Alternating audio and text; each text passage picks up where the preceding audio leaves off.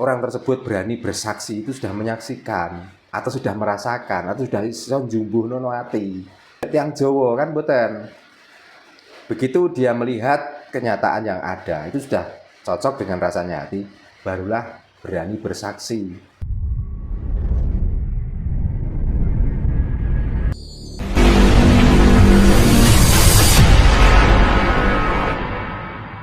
Sugeng dalu Pak Terno Rahayu. Yes, dalu Rahayu. Niki enten titipan pertanyaan Pak saking derek-derek. Yeah. Kan wonten istilah agama. Yeah. Kalau orang Jawa ageman Pak nggih. Yeah. Ada juga istilah kepercayaan. Nah, antara agama dengan kepercayaan itu bedanya di mana Pak Terno? Monggo saged dijelaskan Pak. Yes, dalu sing pinanggih. Salam Rahayu saking Dimati yang sederek-sederek ingkang mirsani datang griya sedaya. Lewat pitakenan wau pilih wonten Nusantara menika wonten agama, wonten kepercayaan. Nggih. Bedane napa ngoten nggih? Nah, nggih Pak. Mun asal-usul kula sampaiaken bahwa agama niku sak temene niku kagungane tiyang Jawi piyambak. Selain tiyang Jawi mboten gadah agama. Mergi agama sing ageng ten mriki nggih menika agama Islam. Nggih. Ya, niku mawon saking bahasane asal mula agama Islam niku adin.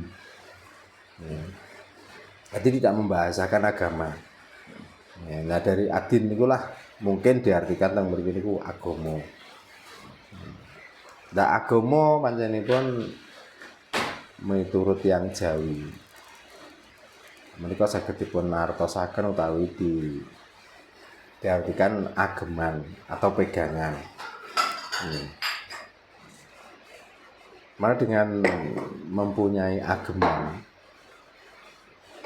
lalu tiang menika nembe percados. Nggih. Kalian ageman tiang menika nembe saged mlebet dhateng kapitayan. Nah, napa agama niku lan napa kapitayan menika? Mergo agama niku agamaning aji. Tegese agamaning aji niku berarti penyesuaian kalian ati. Bab napa? Bab kesaenan. Dadi napa mawon sing enten hubungane kali ati bab tengene kesaenan. Kula artikan bahasa Indonesia, apapun yang dirasakan di hati itu menuju ke hal kebaikan, maka itulah yang menjadi pedoman manusia itu percaya. Jadi ya dengan agama itulah maka orang Jawa itu berkapitayan. Makanya orang tiang Jawa niku tanpa dirasakan di hati niku ndadekno tentrem, ndadekno ayem, dan tanpa dilihat oleh mata atau dirasakan cocok dengan hati, orang Jawa tidak mau percaya, tidak berkepercayaan.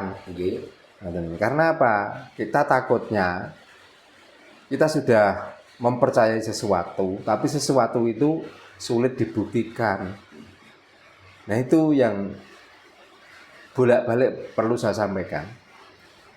Bahkan banyak orang yang sudah berani bersaksi, ya, apalagi yang disaksikan itu tentang Tuhan.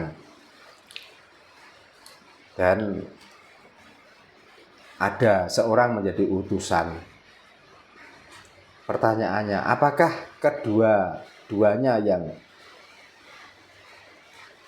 orang tersebut berani bersaksi itu sudah menyaksikan atau sudah merasakan atau sudah iso njumbuhno ati. Ngono lho. Nek tiyang Jawa kan mboten. Begitu dia melihat kenyataan yang ada, itu sudah cocok dengan rasanya hati, barulah berani bersaksi. Karena menyaksikan paling tidak harus melihat dengan mata kepala, melihat langsung. Tapi kan kebanyakan ajaran yang ada di sini itu kita itu disuruh untuk percaya, tidak bisa melihat. Yang penting kita percaya walaupun tidak melihat.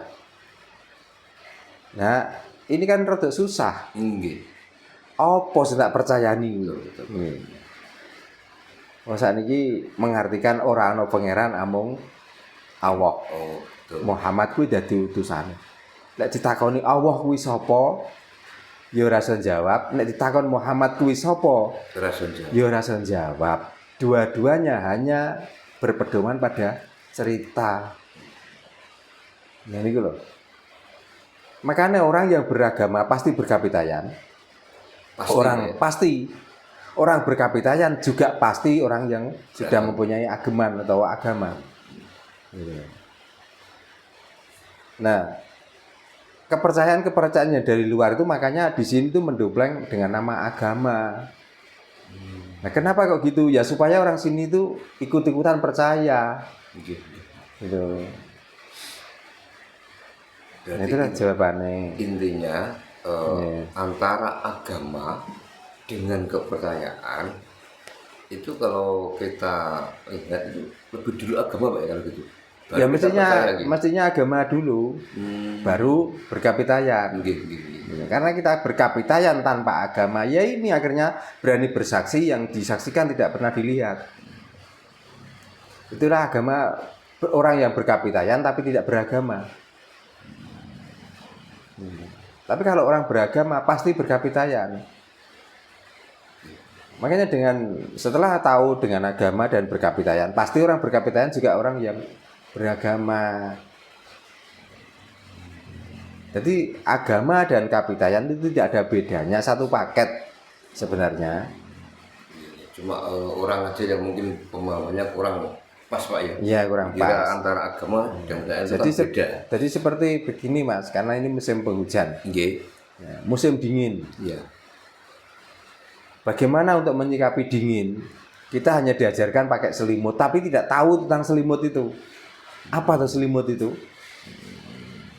Gitu loh.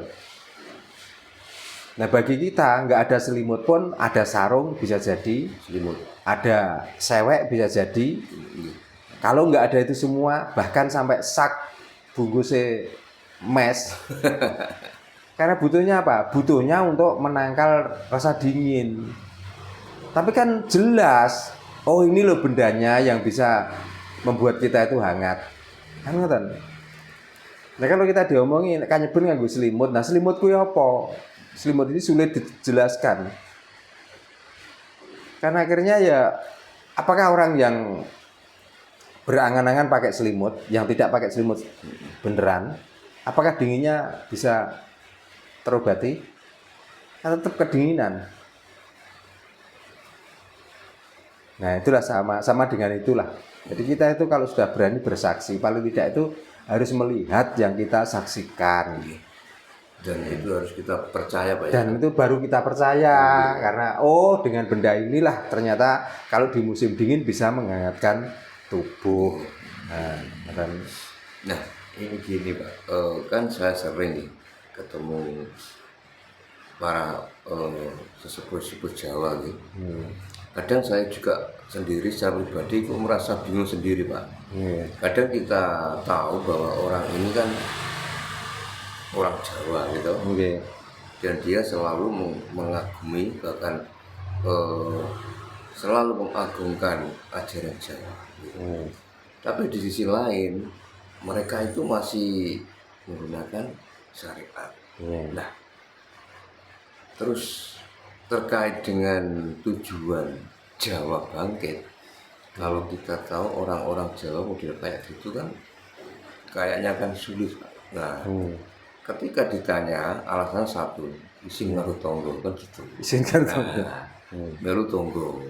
Nah, pandangan Pak Darno terkait orang-orang yang kita anggap seorang Jawa Pak, yang masih melakukan syariat, nah apalagi alasannya karena isin tonggo dan sebagainya itu bagaimana Pak?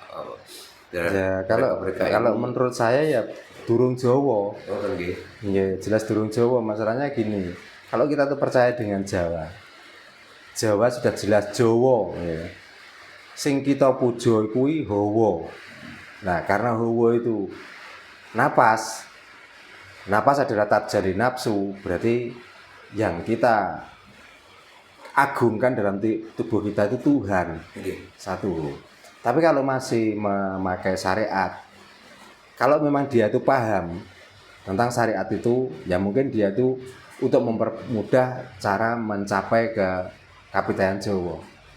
Tapi kalau dia mengikuti itu masih sungkan tonggo dan lain sebagainya, berarti dia bukan menyembah kepercayaan, bukan menyembah Tuhan, tapi menyembah tonggo.